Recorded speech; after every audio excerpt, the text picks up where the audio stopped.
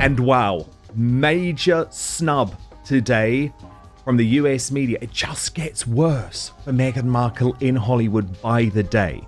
So this is People magazine. Let me show you this. It is celebrating its 50th anniversary. Has been taking stories from Meghan Markle for a very long time, but look at who they've chosen to put on their 50th anniversary cover. A Corgi. Not a duchess, not a princess. A royal dog in a crown just dethroned Meghan Markle on the most iconic magazine cover in pop culture. And no, this isn't a joke. It's People magazine's 50th anniversary, their golden milestone. And instead of honoring the woman who gave them endless scoops and staged exclusives, they chose a smiling royal pup. And just like that, Hollywood sent a message without saying a word. Meghan Markle is out, and the Corgi is in. But how did it come to this?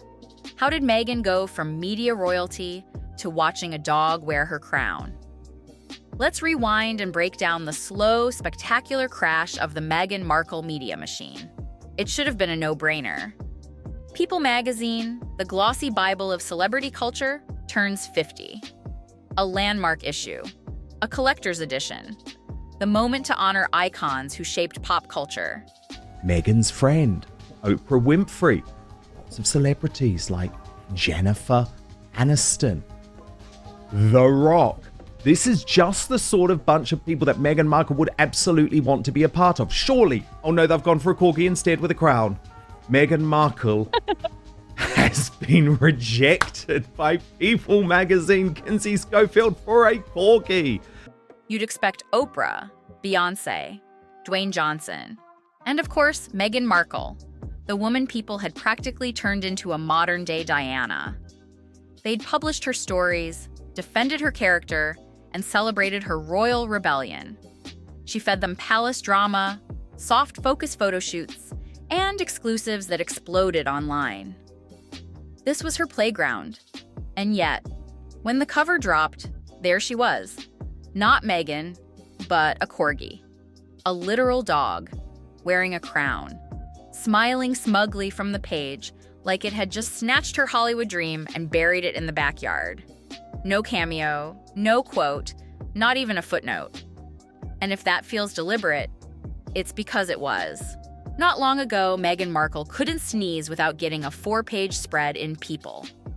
Back then, she was the media darling. Or are they resentful that they gave Dan Wakeford, the former editor of People magazine, now with Us Weekly, the Meghan bullying scoop? The woman who broke royal tradition, spoke her truth, and brought palace drama to American brunch tables. Her interviews with Oprah weren't just watched, they were dissected.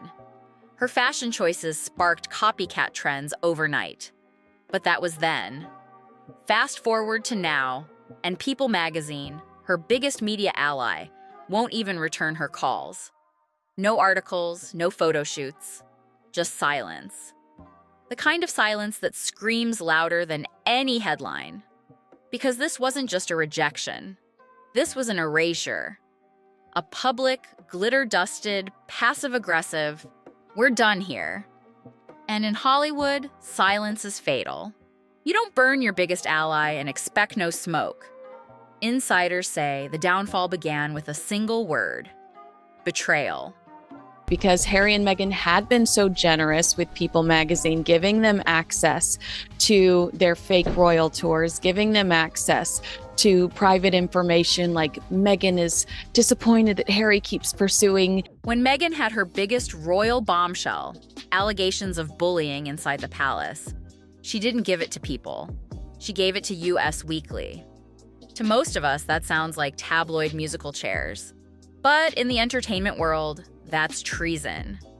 People had supported Meghan through thick and thin, glossy profiles, flattering headlines, curated exclusives. And she repaid them by handing a royal scandal to their biggest competitor.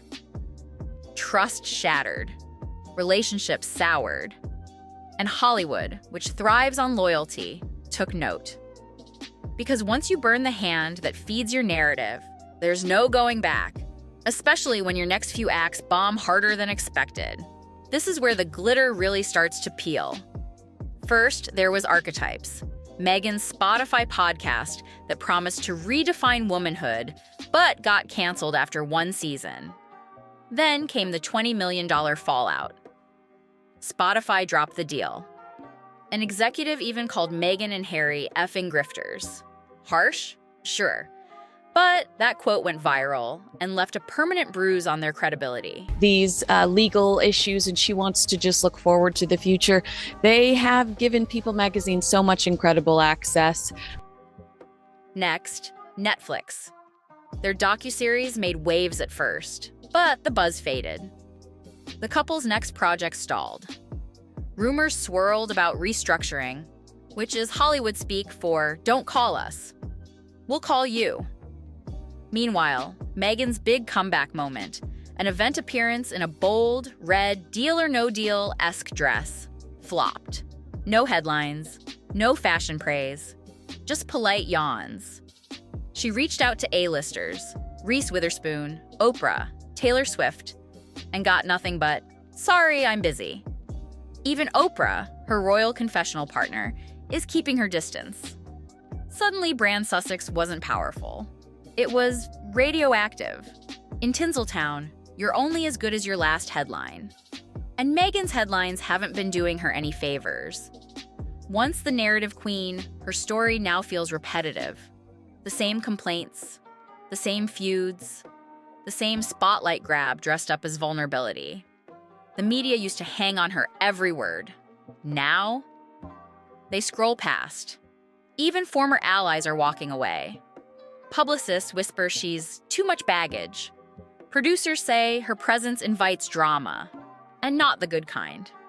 She used to represent rebellion. Now she represents exhaustion. And in Hollywood, where attention is currency, fatigue is death. Now let's talk about the real star, the Corgi. That I'm sure people felt like they were in it to win it. And then all of a sudden, the rug was pulled out from under them when Meghan's employees, Queen Elizabeth's beloved companion. Loyal, quiet, dignified, scandal-free. Everything Meghan's brand used to aspire to, and has now been accused of lacking. People magazine didn't just pick a dog. They picked a symbol, a crown on its head. A knowing smile. A legacy of loyalty that outshines even the flashiest PR spin. That Corgi wasn't just cute, it was savage. A checkmate move that said, "We don't need your drama, we've got dogs." And let's be honest, the internet loved it. Twitter exploded. TikTok turned it into a meme war. One viral tweet nailed it. When a Corgi gets the cover spot over Meghan Markle, you know her Hollywood dream is officially dead. Brutal. Then came the Photoshop edits. The Corgi in Meghan's red dress. The Corgi waving from a royal balcony. Captioned, "One chased crowns, the other wore one." Instagram comments piled on.